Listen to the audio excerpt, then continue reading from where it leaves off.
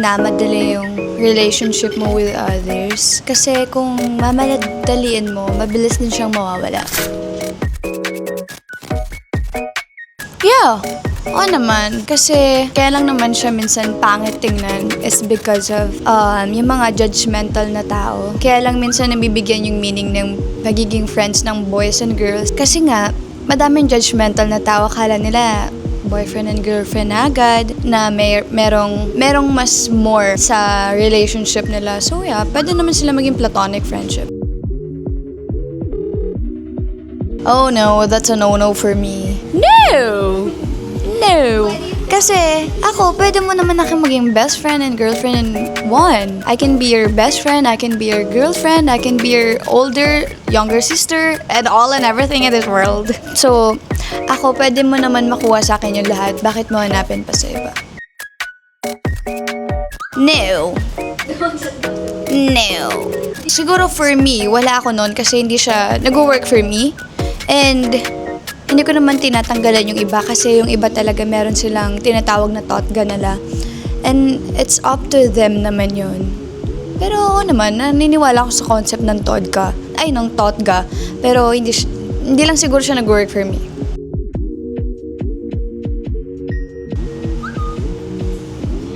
Feeling ko pagka ako in love, naglalaan ako ng oras for that guy. Pagpupuyatan ko talaga yung guy na yun. And siguro nagagawa ko yung mga bagay na imposible talaga.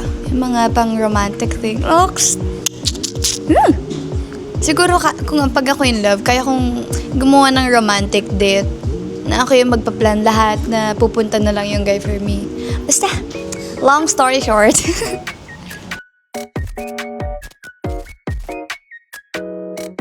Ako kasi, pag nakakilala ko na, when I'm in a relationship, nagpipray ako kay Lord na if hindi siya yung para sa akin, tanggalin mo na siya sa buhay ko. So, pag tinanggal na ni Lord sa akin yung tao na yun, hindi siya para sa akin. Kasi ngayon, sa generation ngayon, well, hindi ko naman nilalahat. Pero kasi sa generation ngayon, parang konting usap lang nila sila na agad. Hindi sila nagtitake time na makilala yung isa't isa. Kasi yung ibang lalaki, magaling lang yan sa una. Pag nakuha ka na niya, wala, magbabago na agad yun. Parang lalaruin lang nila yung feelings once na nag-yes na yung girl. So, ang feeling ko ang kailangan talaga is take time. Yung tamang lalaki is kaya magantay kahit gaano katagal, kahit years. Antayin ka yan kung talagang siya na yung right one for you. Kasi kung para sa'yo, para sa'yo. Ang haba nun dayo, MMK na to. I suggest respect yourself muna bago ka rumespeto ng iba. Learn how to respect yourself first. Kasi kung may respeto ka sa sarili mo, marunong ka ding rumespeto sa ibang tao. Basta, gets na yun, context na yun.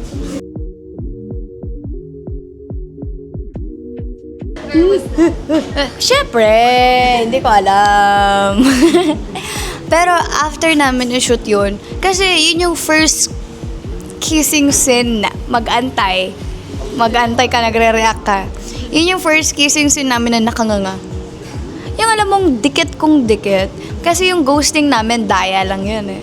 Like, petics. Daya lang yun eh. Pero kasi itong Almost Us, yung CPR na yun, nakanganga ako, tapos nakanganga siya, tapos nagdikit. So, right after nun, parang... How many takes kaya? Ha? How many takes kaya? One take? I don't know. Secret? Kasi pag nalaman niyo, parang sabihin niyo, abusado naman. One take, maraming promise. What? I feel good. Hindi. After nung CPR moments, nagkailangan kami, of course, na parang... Hindi naman siya awkward after. 8 to 20. 80 hindi, 20 awkward. Ganun.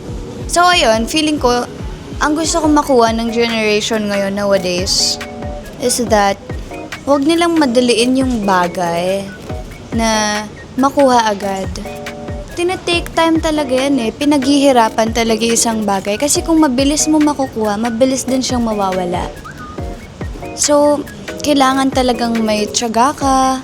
Kasi di ba pag may tiyaga, may nalaga.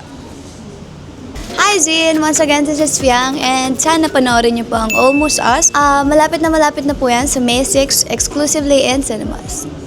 Be heard, be Zin.